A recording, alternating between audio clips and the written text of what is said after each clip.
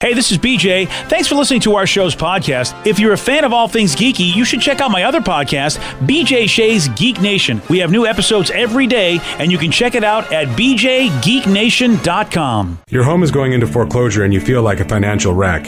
You don't know where to turn for accurate information. I'm bankruptcy attorney Travis Gagne. Let's talk about some legal options. If we work quickly, we can propose a plan to save your home, modify the loan, or in many cases even eliminate your second mortgage. The consultation is free. I've helped hundreds of people just like you make informed decisions about whether to save their home or exit it on a reasonable, organized timeline. The chapter you choose sets the tone for the next chapter of your life. Please contact me today at choosetherightchapter.com. That's choosetherightchapter.com. 99.9 KISW, the Rock of Seattle. You got to check out the video on the BJ and Migs page of KISW.com because we got this guy who's on TikTok. And people are loving him because he's got a great hack on pre-slicing frozen pizza. Next time you're cooking a frozen pizza, put it on the edge of the counter halfway, hit it. Other way, halfway, hit it. That way, when you get it out of the oven, it's already pre-cut. You don't have to worry about pizza slicers or any of that good stuff. Everything's pre-cut, ready to go. How stoned is this guy? Is this like one of those things where it's been so hard to find a pizza slicer that you just have to do this? I think like that way. He just sounds, and I look at the video and I'm like, he looks just as stoned as he sounds. Yeah, he really does. That makes a lot more sense. It's fantastic. But he's got 4 great pieces right there. Yeah. I think the guy's a genius. And how about just using scissors? Like all of it, right? No. Oh, you have pizza scissors, right? No, I don't. Just regular scissors? No, I mean, I don't do anything in my house. I think we have a pizza cutter. Yes, I believe we do. Yeah, I got the little roly pizza cutter. Yeah. I've actually heard of pizza scissors before. That's why I was like... I have heard of those as well. We have like food scissors that are different than our actual cut and paper scissors. Oh, yeah, we do too, yeah. Fancy over there with their food and paper scissors. Dude, they come in very handy with the child. With Tatum. I don't even... What are you doing? Cut her hair with it. No. Whoa. All right. There's a lot of times you want, especially when she was younger, you want to cut everything small enough so you don't have to worry about her choking on it. Oh, yeah. For the longest time, I was trying to cut it with like a knife, and my wife's like, just use the scissors. And I'm like, oh, that's what they're for. And then it's like, oh, this is a lot easier. It's a lot easier. No, we never did that for our children, of course. They just gave it to them as one giant chunk of food. Yeah, they'll figure it out. Good one, kid. If you make it, that means it was meant to be. My wife would always make fun of me because I would be cutting everything into minuscule little pieces. She can handle a little bit bigger of a piece of food. I'm like, not on my watch. She's not choking on my watch. That's right. You know what? If you want to sit, here you go. Make sure you sign this affidavit so I'm released from all responsibility. It's the last thing I want to deal with. Yeah, so check out he gives it like a little karate chop, chop right at the edge of the counter. It's pretty funny. And it comes out of the oven and looks good. And people are loving this guy. Well, what's not to love about him? He's got pizza and he's clearly baked. Yeah, definitely. He's done nothing wrong. No, he really has. There's worse things on the internet, BJ. Oh, my goodness, yes. Yeah, that's pretty brilliant. I never even, man. The things that people think of that I don't. Dude, that thing has gotten already 2.1 million views. Yeah, because everybody is just like, can you believe this stone pizza dude? Yes. Yeah. And you can check him out, too, on the BJ Migs page of KISW.com. Stone Pizza Dude. I don't think that's his actual name. Oh, it's not? Oh. Eric Grant. Oh. Trend Kings. Nice. Is that all he's ever done? Has he done other stuff? He's the meme king, duh. Oh, his bios. He's from Denver. Of course he's stoned. Yeah. I hate him already if he's from Denver. He's not Russell Wilson. You know what? They're all just part of this conspiracy. So our honeymoon with Russ is over fully, right? Because I know me, I just saw him recently post a video of him, and he's fully decked out in his Denver Broncos gear as he's throwing the ball around. I'm like, I get it. You play for the Broncos. Yeah. Which I'm sure is what people said every time he would go Hawks. Yeah, exactly. I'm really... Is it Let's Ride? Is that what we're going to have to hear him say from now on? Oh, I don't have to hear anything. I've got him on mute. You have him on mute? Yeah. Well, that's... Jeez, I had no idea you even... I don't know how you do that on your TV, but you go right ahead. No, that's just on my filter on Twitter. I've muted anything that says the word Russell Wilson or Let's Ride. Oh, yeah. Are you going to watch that preseason game? Of course. Because there's going to be the mic's going to be in his face, and he's going to say, "Let's ride." Look at him. Look at that dork wearing all of his Denver Broncos gear. Dork? Yeah. Mad. He really doesn't look that good in that. I'm sorry, he looked a lot better in different colors, just saying. He looks stupid. Yeah, just say it. Stupid. It's that orange, man. It makes you look like a clown. Yeah, he is a clown. He's a clown. Yeah. Well, we're not bitter at all. Not at all. Miss you, Russ. Yeah. A man had to be hospitalized for aggressively making love to himself. Wow. Steve will tell you all about it. He's got the Mix Report for you at 6:17 on The Rock. BJ and Migs, mornings on The Rock, 99.9 KISW. 99.9 KISW, The Rock of Seattle. If you're hearing an informative newscast right now, well, then you must not be listening to BJ and Migs. Live from the KISW News Center in downtown Seattle, this is the Migs Report. Well, thanks, you guys, and thanks to Kia Up You Out for giving us the Migs Report. And today,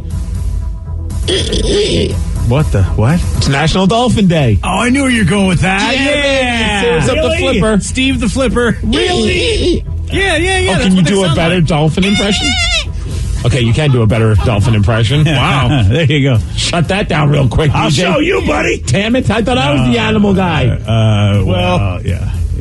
The hell? That's all I got. I just got dolphin. Okay. It's also National Pecan Day or Pecan Day. Ooh, very nice day. Maybe head on over to Costco, get that Kirkland signature praline pecan tub. Yeah. Oh, dude. It's like crack. It is, it is not. It's so good. You can't keep that around the house. Now, it's something that sized. It's also National Ex-Spouse Day. So today... Ex-Spouse Day? Yes. So Oh. maybe don't curse your old significant other out today. Okay. Just today. kind thoughts. Just for today. And today only. So I really can't participate. Neither can you. No. Yeah. Danny can. That's why he's not here. He took time off to celebrate Ex-Spouse Day. Oh, that's nice. Yeah. Pretty cool of him. You know what? It's fascinating that this is a day. I don't think baby boomers created this day. I think this is either a Gen X or a millennial holiday. It's a stupid day. Oh, okay. Then it's probably millennials. Yeah, fair. Yeah. All right, let's talk about this guy. He's 20 years old, and I'll try as delicately as possible to explain what happened to this man that ended up going into the intensive care unit because, well, quote, overly aggressive masturbation. Well, that's a rather specific condition. He suffered a serious lung injury from making love to himself. Okay, I didn't realize it affected other parts of his body. His lungs were impacted? Apparently what happened is he was having shortness of breath while he was, doing what he was doing. He also experienced a crunching pain. And then he went to the doctor. They did some x-rays, and they said, oh, you have a spontaneous something with it. I can't even announce. But Come on. Spontaneous springaringus. Pneumonia? Pneumonias? Here, try that one. Whoa, he's right. That's a tough one. It looks like pneumomediastinum. Yes. All right, sure. Something like that. I think they call it the spontaneous pee. Yeah. That's my rapper name. Spontaneous pee. That's me. Well, apparently that's when air leaks from the lung and then it becomes lodged in the rib cage, and it can happen from violent coughing, also strenuous exercise. Okay. And he's like, yeah, neither of those happened. But I did make love to myself rather intensely recently. And they're like, bam, that's the problem. Okay. I mean, I don't know if I'd admit that. I would have said I got a little too, I was going to say I went a little too hard on the treadmill, but that's probably not the right term. Yeah, that's for sure. It is now. Yeah. Well, anyways, he had to spend a day in the ICU. Eventually, he was transferred to a regular ward where he stayed for 3 more days, and then he was discharged in good health. Yeah, he was. I want to know what he would like. Was he for that kind of performance? Was he hunched over? I mean, he said he was having a great time. Is how I look at it. Yes. So I want to know what was his inspiration. And why was he so damn aggressive with it? Yeah, I've never. I honestly can say that moments with myself have never been better with moments with others. Right. So he had such an amazing. As far as I know, he never went to the hospital by being with anybody. Yeah. So he was so good with himself. Like, he really knows what he likes. That's to the pretty point, awesome. To the point that he really, wow. Okay. Good for him. Yeah. And if he has any recommendations, any video recommendations, I'd like to know. Also, maybe he just needs to do more yoga and to stretch it out. Oh, he's got some breathing exercise. I think stretching was his problem. Oh, that's a good point. Yeah. All right, let's talk about this woman who might be Mom of the Year. And I say she's Mom of the Year because she was wearing a shirt that said Mother of the Year. Oh, well, there you go. Okay. She wins. Yeah. You pretty much can do anything once you have those shirts. When she was at her kid's softball game and punched the umpire in the face. Woo, there you go. Okay, when you see Tom Brady or an umpire, what do? You punch him in the face. Yeah, her name's Kiara. She's 32. She has a 12-year-old, and her kid was a part of a softball thing, and then apparently the umpire, a 10-year veteran in softball, apparently made a call that she was not happy about. She started cursing at the ump, and then, yes, punched the umpire in the face. He called a ball. She called a strike. Boom. Best part, her mugshot. Yep, she's rocking the shirt that says Mother of the Year. Well, which, you know what? I feel like she is. I mean, she's arguing for the kid. I mean, because, umpires have been known to not call things right. She later then posted the picture of her. Yeah. On Facebook. Oh, her mugshot on Facebook? Yeah. Oh, see, it must have been a good picture. If you can get a good picture, you got to post that. Oh, well, good luck to her. I've been looking for a good profile picture for a long time, so sometimes if it's a mugshot, I got to take it. All right, Pacific Northwest, we need your help. Okay. Everybody. What's going on? I don't know if you've been paying attention to what's going on with Alan White. He's the drummer from the band Yes. He lives around here. He's in the Newcastle area. Somebody broke into his house and took his drums and a bunch of other stuff. One of the drum set that they took is an old Ludwig kit, and it was the kit that he played drums on for John Lennon's song Imagine. Oh, that's which I never knew that was Alan White on the drums. Neither did I. Which is pretty cool. It's but yeah, it has the plastic Ono band written on the drum head, and it's an old kit, of course. And they just ransacked his place. Him and his wife, they were away on spring break. They came back and what the hell just happened? One of the things that was taken, that drum set that was used on two iconic records, which was John Lennon's Imagine, and he also played drums on George Harrison's All Things Must Pass, using those drums. And so, they're just trying to find them and hoping that maybe at some point they're going to end up at a pawn shop or something along those lines. So if you see them or anything like that, let the Newcastle police people know. And how about this, though, oddly enough, that drum set, I guess a bunch of drummers, they all get excited to get behind that kit and play it because, it's just an iconic drum set. So it's kind of cool to be able to play on such a piece of history, including Taylor Hawkins. Before he passed, he played the drums on that drum set just because he was such a fan of that kit.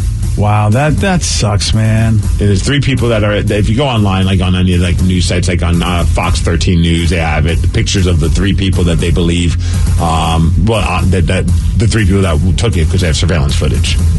Okay, well, that's at least good that they have the footage, and I don't know if there's reward or what motivates them to give it back, but boy, I hope we can get it back. Right? Yeah. That just sucks. That's such a great piece of history, obviously, and a kit that he would never let go of. Why would you? That's something that you want to have forever, that you played the drums on one of the greatest songs ever written on that drum set. And if you read the story, follow on Fox 13 News, you'll see that, it wasn't even at his house, but they were able to rifle through his house, get information to break into his storage facility where he had that. So, the whole crime is just, You know what else is, What's the matter? Your Seattle Mariners. I know. What's happening with the Mariners? They lost their fourth in a row. Oh, boy. Damn it. Oh, it's not now time. We need to figure this out, everybody. See us fall. 6-4 to the Chicago White Sox. They play again today at 11, so at least your disappointment might happen early in the day as opposed to later on. So we got to win today. Have you already given up, Steve? My goodness. We can't go 5. We can't go 5 in a row here. But we got to turn it around. You're right, BJ. Yeah, something's got to give. You got to give us something. Give us some hope. Well, it's spring, and a lot of these dudes haven't got a real full spring training. So I'm hoping that this is no indication of anybody's success, including the White Sox. Let's hope they're worse than they are, and let's hope we're better than we are. Then how about exciting stuff though? Tomorrow, home opener against the Houston Astros. Oh, yeah, buddy. Yes. Yeah. Oh, so the home opening day is always a cool thing. That's when everything really starts. Oh, I know, but it's the Astros. They're also a good team. Can't we have a break? Can't we face somebody who's not that good? Speaking of baseball, I don't know if you've heard of what's going on with Dodgers pitcher Clayton Kershaw yesterday. What's going on with Clayton? He was pitching a perfect game. Ooh. And manager took him out after 7 innings. Oh, yeah. Because it's just early in the season, I'd imagine that. And even he's like, I don't care. He's like, those are selfish goals. We're trying to win. As much as I've wanted to do it, I've thrown 75 pitchers in a simulation game on 6 long. You know, he's just basically saying, look, I got to just do what the manager says. I'm not going to get all mad. And even the manager's like, look, every decision I make is for the best interest of the player, their health, and the ball club. Yeah, you kind of got to do that these days because, Clayton's a guy that's had some injuries. Yeah, but that's got to be tough to be like, that's a tough decision for a manager. Like, he's pitching a perfect game. Yeah. Do you like, when you get into the 7th inning, are you just kind of hoping somebody gets a hit? Yeah. Just so that way you don't feel like the bad guy? That's how it used to be. It would be unheard of. I will say this. It used to be unheard of for a guy to be pulled like that. And everybody would be pissed about it, but it's just a whole different world now.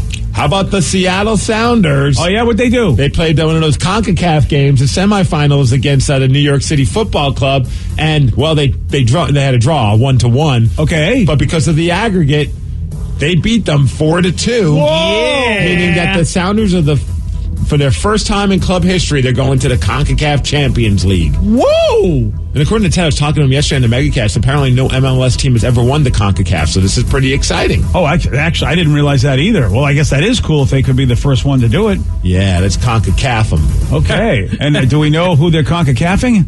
It's a great question, BJ. I didn't get that far into the story. I don't blame you. We're not that. Danny's not here. Ted's not Danny, here. What's going on? Yeah, Ted's not here, so we'll fill you in later, or maybe somebody can text us and fill us in later. So maybe. All right. So obviously we're not facing an MLS team. We're facing some other team from some other. Oh, the Pumas in there, of course. From somewhere. Mexico, I believe. Oh, okay. Yes. Yeah. All right. Okay. But the Sounder could be a Puma. Yeah, that was my Puma. From what I understand, though, I mean, if no MLS team has ever won before, got to think that then everybody else is better than the MLS. That's not the usually that we face. So this could be a big deal. We're winning it all, baby. Okay. Those Pumas are going down. All right. As far as weather, 49 degrees, going to be cloudy today. Thank you, Ann Wilson and Night Ranger at the Washington State Fair for giving us the news report. Thank you, guys. Appreciate that. Such nice people being, at the fair and stuff. The best. At the fair and stuff. You guys remember Molly Shannon? Yeah, from Saturday Night Live. Yeah. Is she the superstar? I think so, yeah. Exactly. That's exactly what she Stick her is. hands under our armpits and then sniff them. Sniff her fingers. Some of the worst. It's an interesting thing what people have had to deal with over their career, especially if they're women, because they, at some point in some time, you talk to any woman in Hollywood and it feels like they can tell you a story about how somebody tried to put a move on them. Yes. And she was just on the Howard Stern show, and Molly talked about the time that she was sexually harassed by Gary Coleman, the little choo-choo dude. Right. Yeah, Willis. Oh, not Willis, but Arnold, thank you. Arnold Drummond. Yeah. And he was a short guy. He had like some kind of a medical issue I think he was like 4 foot, like something. Apparently didn't stop him from trying to sexually harass people, according to Molly Shannon. Hey, baby. Ooh. And she said it was back when she was trying to break into showbiz, which, man, there's just too many of those horrible stories of young women trying to just get in the business. And, somebody's like, oh, I've got a way for you to get in the business. She got signed by Gary's agent. So that's why she even had any interaction with him, apparently. And the agent took Molly to Gary's penthouse apartment to meet him and then left them alone together because that's what a good agent does, right? Unless that's like part of like the move. Like Gary's just like, yo, I'm into this chick. Bring her up to my, you know what I mean? Oh, yeah. That's so creepy. It is very creepy. I guess, so here he is at the apartment with Molly Shannon, Gary Coleman, and they sit down on his bed and he started tickling her. Wow, dude, this whole story is just so weird. Yeah. I mean, here she is talking about it. I think he was like, sit down. Like, it was very sweet. Like, so, and then he's like, could you like tickling me a little in this and that? And I was like, Gary, stop. I'm naive about anything about that. Then he was like trying to kiss me and get on top of me. I was like, no, Gary, stop. So I'd push him off. Then I would get off the bed. Then he would bounce on the bed, jump, and wrap himself around me. Then I would like fling him off. I guess because of his size, I didn't feel physically threatened. But then, I finally would. It was going on and on, repeating. I would throw him off. He would get back on, throw him off, and his dialysis machine was in the room. Then I'm really getting out of breath because it was like athletic and aerobic. It was so then I finally get him off, and then I go to the bathroom, and then he grabs onto my leg, and I was like, I lock myself in the bathroom like this. And then he sticks his hands under the door and he's like, I can see you. This sounds like a horror movie. It really does. And what makes it creepy, I mean, it's creepy just in general, but like Gary Coleman always looked still like very young. So I'm sure and especially back then, she's probably just thinking this is the guy I grew up watching as a kid. Yeah. It's little Gary Coleman. It's Arnold Drummond. Yeah. This isn't the first time she shared this story. Dude, that's the crazy part, man, because I watched it this morning. She did this story on Conan O'Brien's show back in 97 because someone commented on the Stern video. It was like, I've heard her tell this story on Conan O'Brien, so I went and tried to find it. And it's so weird hearing her share the story on Conan's show because it's in front of a studio audience, and she's a great storyteller. So it's a hilarious story, but it's also really effed up. But in 97, that's a whole different world. Right. You know, that it's more of a ha-ha, story as opposed to, dude, this was wrong. Right. I'm saying it's hilarious in the way that she delivers it, not that it's a funny story. Right, exactly. Right. But she delivers it in, like, you can picture this, and you're just like, this is so absurd and so messed up. Oh, yeah, let's hear how she told it back in 97. So anyway, then he jumped on me and started to kiss me. At first it was sort of fun. It was sort of shocking because he was so little. I was like, whoa, hey, come on. And he got very fresh. So finally I flipped him off. He was like, stop funny. This is not funny, Gary. There's more. Then he crawled back over and grabbed onto my leg and I was like, Gary! Then, part 3, he bounced on the bed and wrapped himself around me. And he was on me and I was like, that's not funny! And I flew him off, locked myself in the bathroom, and he came and crawled under the bathroom and stuck his hands under the bathroom door. And he was like, I can see you. And at this point I was like, this is not funny. I was like, so weird hearing it's the same story, but just told so differently. Yeah. Like that second part almost sounds like an SNL bit. Yeah. Right? Like I would imagine seeing something like that, just the aggressive leg shaking or something like that. In essence, it's the same story, but everybody's laughing about it. Right. Because that was the time, 1997, where... Yeah, he's because that's just people just thought that kind of behavior was what you have to deal with. But luckily, you got out of there and you were able to say, "Get off me." But now it's got a whole different tone. Or even being just in a studio audience of a show and I guess we're supposed to laugh at this because it's a comedian telling a story. That's the part that's always hard. Like whenever you hear sometimes you'll hear these people tell some stories in front of a studio audience and there's that. I think we're supposed to laugh. This is a comedy show. So I just, because I went on, gone to Letterman, not been on Letterman, obviously, but gone to Letterman show, and it's it didn't matter what the guest was saying. You just want to laugh because you're at a comedy show. And she's telling the story in such what a great storyteller she is. You can visually see this whole thing unfold with Gary Coleman. Yeah, it's. What a piece of crap Gary Coleman was. Yeah. Well, and the thing is that he's more at least in in 97, he's just considered a weirdo, freaky dude, as opposed to you're a bad person for doing this. That's how because I remember back then, because if you watch old television shows from the 90s, you've got women finally saying, hey, stop this, but it's still not considered wrong. It's that's what guys do. Mm-hmm. But women are able to finally go, you now cut it out or I'll give you a smack. And I just, it's so much has changed since then where now it's no, this is not cool. This guy's a piece of crap. That's not what they thought of him back then when she told that story. And also the agent, is that they're I wonder how many times they did that kind of a thing. Where it's bring the girl up to me and then just dip out. Well, it's and remember Matt Lauer had the door that locked? He could lock the door from all these stories. People knew about him back then, and they thought he was a jerk, but nobody ever was able to turn around and really do anything about it. You just had to deal with it, and I feel like that was Molly's, people go, well, that's what men do, but in 97, at least you got to talk about it. There were times where you couldn't even tell that story because you would be afraid of being blackballed, and so you would never even tell that story that somebody would get Gary Coleman Coleman Right. will go, you'll never work in Hollywood again for telling that story. And I think we're all just starting to realize rather quickly that Mr. Drummond was just really a terrible parent. I mean, Yes, think about all those kids that were under his watch. None of them turned out all that well. No, they actually, really didn't. no, they didn't. You're absolutely right. Wow. I mean, yeah, we Money can't buy good parenting skills. Really, it really. Oh, Mr. Drummond's the worst parent ever, really. yeah. Really, they should have been checking in on that whole situation. Those poor kids. Yesterday, Steve, he did get this one right. Which DC Comics character is Joe Shuster best known for co-creating? Shout out to my friend J Max, my boy Munson, and his little kid. DC Batman. No. Superman. Yes. Yeah, he didn't get that one right, and I just thought, I mean, okay, maybe you don't know your superheroes or DC or Marvel, but Superman's pretty iconic. I feel like that's got to be one of the guesses, right? I kind of thought that. I mean, yeah, even if you don't know nothing, just Superman's should be one of the first superheroes you think of. Superman, Batman, Spider-Man. I feel like you take those three shots. If you don't know anything, you're probably going to be good shape. Superman, Aquaman, Booster Gold. Okay, I can't even. At least you kept it in the DC universe. I give you credit for that. That's right, I did. You want a shot at beating Steve? You got it. 206-421-ROCK. We'll play Beat Miggs at 6:50 on The Rock.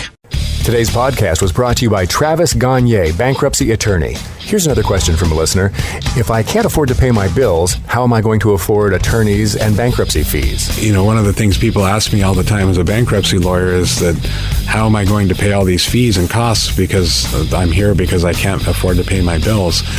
And of course, we understand that. I mean, being in the bankruptcy field, but one of the things to remember is that if you decide, once you make the decision to file bankruptcy, you can stop paying on all of the creditors that are going to be included in the bankruptcy, and those are the funds that you can use that you have been paying your creditors to pay your attorney fees and court costs to get your case filed.